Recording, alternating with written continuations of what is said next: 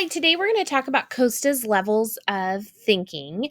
And one of the things that's important about this type of thinking is that you think differently in order to remember more. So that's kind of what we're focusing on.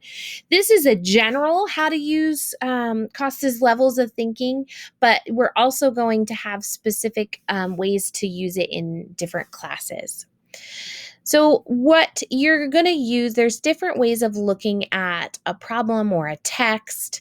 And the first one is by applying it. So, off the page, applying and evaluating actions, solutions, and connections made in order to make predictions. So, what's happening that's not directly in front of you on the text? And this is a way of just asking yourself questions.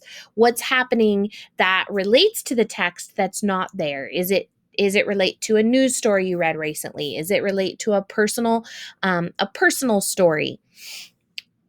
The next level of thinking is processing, which is reading between the lines, making sense out of information and processing the information gathered by making connections and creating relationships. So, what have I already read about this problem?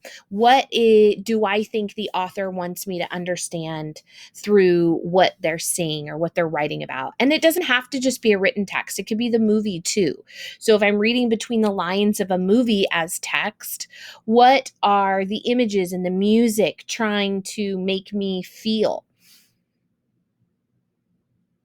The next level of thinking is gathering input. So, what is exactly on the page and identifying and recalling information? So, reading it and then looking away and seeing what you remember, then rereading it.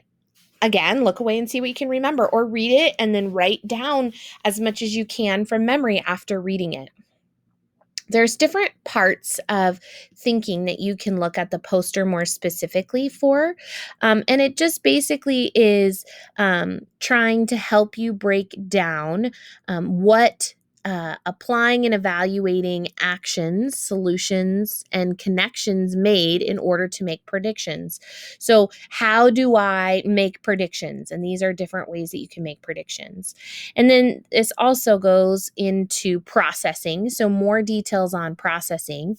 If you're wanting to make sense of the information, processing the information you gathered by making connections and creating relationships with it. So, these are different words that help you understand processing. And then input, identifying and recalling information. So, how do I do that? Well, I can classify, I can define, I can recall. Those are all things that relate to input and identifying and recalling information.